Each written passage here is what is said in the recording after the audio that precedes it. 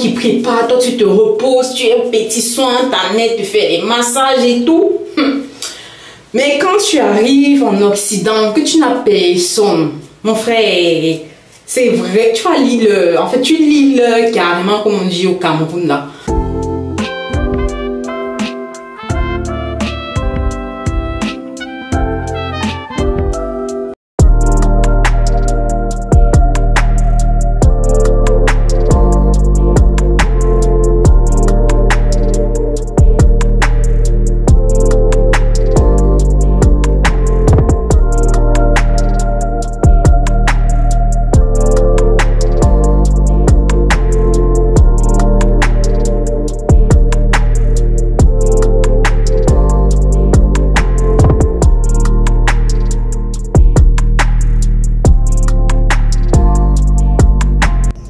Hello guys, j'espère que vous allez bien et bienvenue sur ma chaîne YouTube.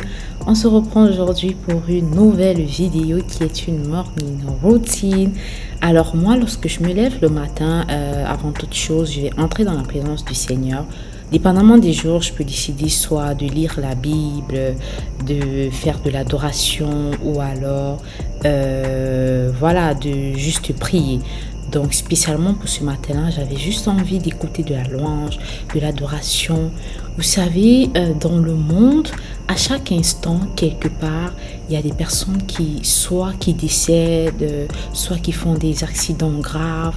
Donc, le fait de se lever en santé, le fait de se lever et d'avoir le souffle de vie renouvelé, c'est une énorme grâce. Donc, c'est le moment opportun ou alors c'est un instant idéal pour moi de dire Seigneur, merci pour ta grâce, merci pour cette journée, merci de permettre que je puisse être compté parmi les vivants, merci de renouveler en moi ta grâce, ton souffle de vie, tu vois, et ça me met bien, ça m'apaise et ça me permet de bien commencer la journée. Donc pendant ce temps, je vais préparer mon thé et je vais faire bouillir du riz parce que le week-end qui précédait, j'avais fait des meal prep, j'avais fait des sauces que j'avais embarquées au congélateur. Donc pour ce matin-là, j'avais descendu la sauce d'arachide que j'avais faite et j'avais décidé de faire bouillir un peu de riz comme ça. Ça allait permettre à monsieur de prendre son lunch à midi et moi, ça allait me permettre d'aller au boulot avec une bonne partie.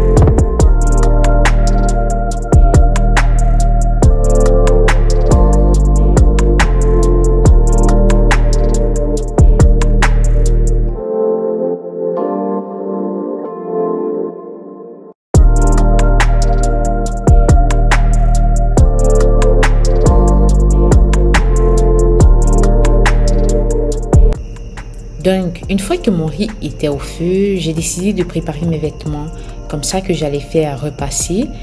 Je suis partie sur quelque chose de simple, de basique. Vous savez, ici au Canada, pour aller au travail, c'est vraiment décontracté, hein. Vraiment décontracté et c'est vraiment quelque chose que j'apprécie ici. Donc j'avais décidé de partir sur un t-shirt bleu et un pantalon blanc et une petite pommade blanche comme ça. C'est un lundi, donc je me suis dit on va mettre des couleurs vraiment gaies pour mettre du peps pour la semaine.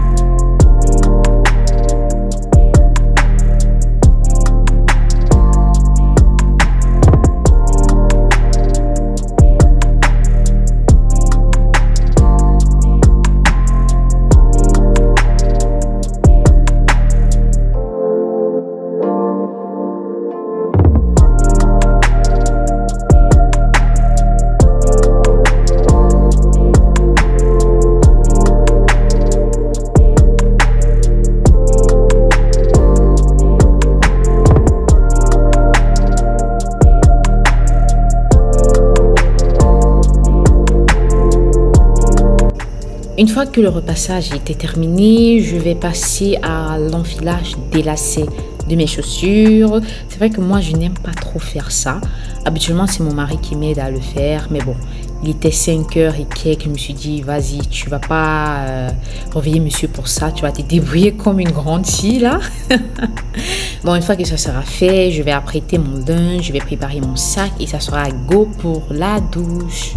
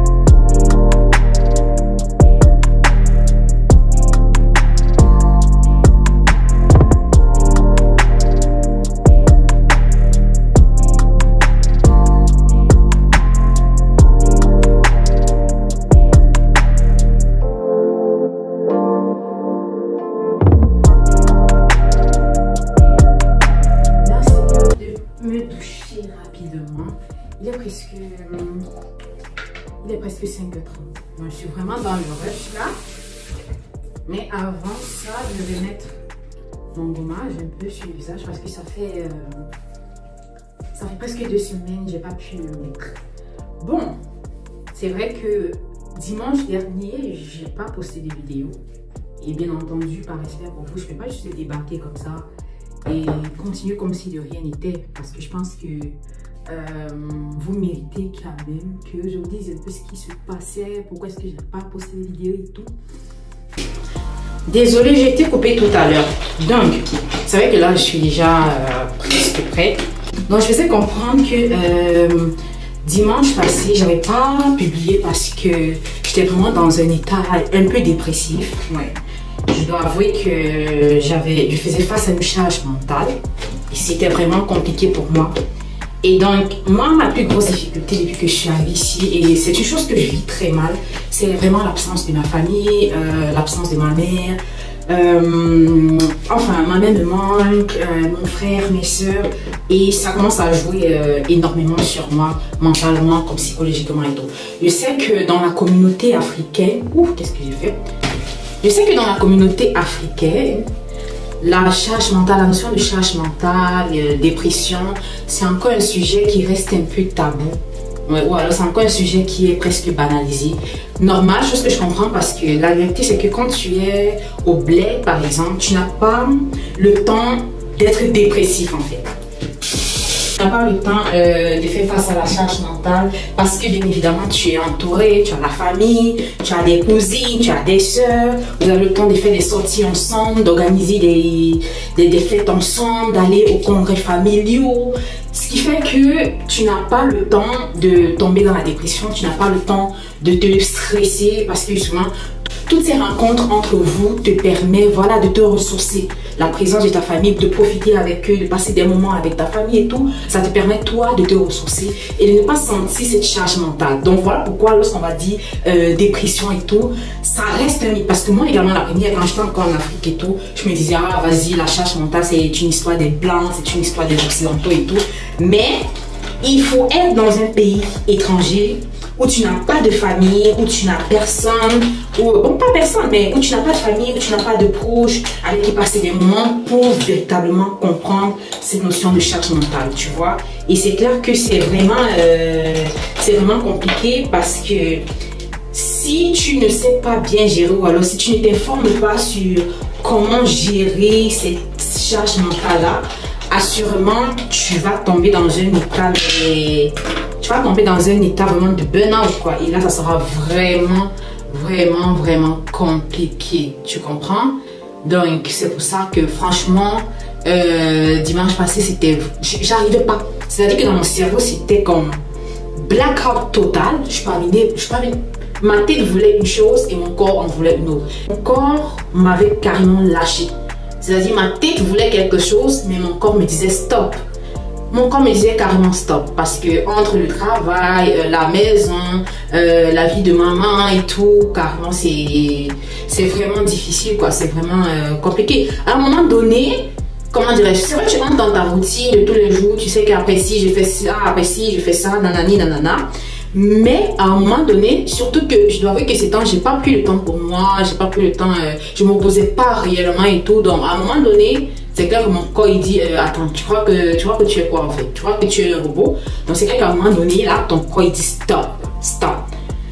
Et c'est ça, donc c'était vraiment difficile, mais bon, par la grâce de Dieu, j'essaie de relativiser parce que la vérité aussi, moi je me dis, il y a plus pire dans la vie. Bon déjà là, j'ai pu bien me reposer, j'ai bien dormi le week-end. Le week-end, j'ai pas tourné de vidéos, j'ai rien fait, j'ai juste pris le temps de me reposer et là honnêtement, ça va très mieux. De toute façon, dites-moi un peu en commentaire, est-ce que vous, les personnes qui vivaient en Occident, qui n'avaient pas de famille, après je précise, quand tu as la famille en Occident et tout, c'est vraiment deux choses différentes. Mais lorsque tu n'as pas ta famille avec toi, là, ça devient compliqué mentalement. Donc dites-moi en commentaire, est-ce que vous faites face à ce genre de problème ou alors est-ce que mentalement c'est un peu difficile pour vous? Bref, j'aimerais savoir c'est quoi la difficulté pour vous de vivre en Occident sans avoir la présence de vos familles, sans avoir la présence de vos proches. Moi j'aimerais bien savoir qu'on puisse en discuter ensemble. Et voilà. Vous savez, nos mamans, lorsqu'on vit avec elles, nos mamans, vous savez, elles sont prêtes à tout pour nous. Elles sont prêtes à mettre vraiment tout en place pour que nous, on puisse se sentir bien. Là, par exemple, moi, je sais que si j'étais avec ma mère au Cameroun, il y a plusieurs week-ends, elle m'aurait dit, écoute, viens laisser l'enfant, tu te reposes, viens laisser l'enfant, tu vas te ressourcer. Enfin, je sais que si j'étais avec ma mère, là, dans la même ville, il y a plein de choses sur lesquelles elle m'aurait aidé et moi ça m'aurait vraiment soulagé, ça m'aurait permis de ne pas être dans un état dépressif quoi. Parce que vous savez, nos mamans, lorsqu'on vit avec elles, même si tu es mariée, elle, tu restes l'enfant en fait. Dans ce sens qu'elle va se préoccuper quand tu travailles, ok je vais te préparer de la nourriture, je vais garder l'enfant, bref, tout ce tas de choses là. Voilà pourquoi honnêtement, vous qui êtes au bled, honnêtement, ne négligez pas ou alors ne minimisez pas l'aide des personnes que vous avez. Ne minimisez pas l'aide de vos proches parce que c'est vrai que quand tu es en Afrique, tu vas te dire que ouais c'est normal, tu vas pas vraiment valoriser l'aide qu'on te donne. Jusqu'à ce que tu arrives ici en Occident, tu te rends compte que ouais, l'aide que je recevais de mes proches, de mes cousines, de mes soeurs, de ma mère, tu te rends compte que c'était vraiment priceless en fait, tu vois. Mais comme en Afrique, on se dit c'est quelque chose de normal. Tu accouches par exemple, tu as ta famille qui est là, tu as ta belle famille qui est là, qui vient t'aider, tu as tes soeurs qui sont là, qui viennent préparer, qui viennent laver la maison, qui préparent, toi tu te reposes, tu es au petit soin, ta mère te fait des massages et tout. Mais quand tu arrives en Occident, que tu n'as personne, mon frère, c'est vrai, tu vas lire en fait tu lis carrément comme on dit au Cameroun là. Tu lis carrément le... Parce que moi, je me rappelle quand j'étais au Sénégal, toujours, quand j'ai accouché, il n'y avait personne. Il dit, il n'y avait personne. Donc, tu t'imagines, tu viens d'accoucher, tu sors de l'hôpital, tu n'as personne. Donc, c'est toi qui dois cuisiner pour toi. Même étant enceinte, même quand j'étais enceinte, moi, je partais au marché, portais mon ventre, je partais au marché, je rentrais, je faisais mon ménage. Enfin, t'as pas d'aide. Et ça, tu te dis, oh mon Dieu, l'aide qu'on a de la famille en Afrique, c'est vraiment... ça n'a pas de prix. Bref, là, je suis presque prête. Ma brume est finie, donc là, je suis obligée d'asperger ça de partout, là. Ok. Moi, je vais mettre un peu ma vitamine.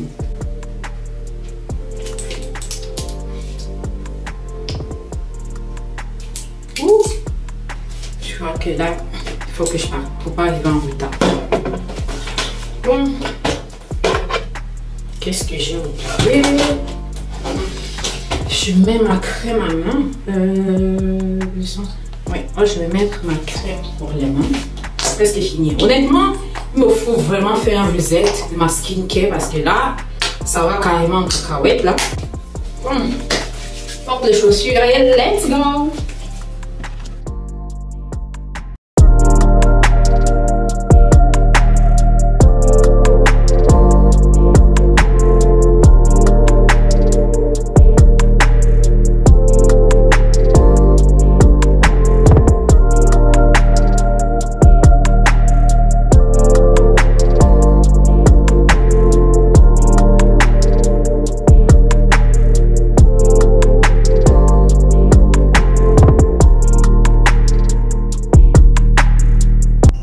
Donc là, il était 6h15 et c'était l'heure du départ en direction du boulot. Donc guys, cette vidéo s'achève juste là. J'espère qu'elle vous aura plu. Si c'est le cas, n'hésitez pas de mettre des likes, des commentaires et ça me fera beaucoup plaisir. Je tiens vraiment du fond du cœur à remercier l'abonné qui m'avait écrit par mail pour me demander comment j'allais, étant donné que la semaine dernière je n'avais pas posté. Moi, ça m'avait vraiment touché, ça m'avait vraiment fait plaisir et j'étais très contente. Donc si tu passes ici ma chérie, j'espère que tu vas te reconnaître. Merci beaucoup, c'était une attention qui m'allait droit au cœur et je te remercie énormément pour ça. Sur ce, je vous dis à la prochaine pour une nouvelle vidéo. Prenez soin de vous et gros bisous à vous. Bye bye guys.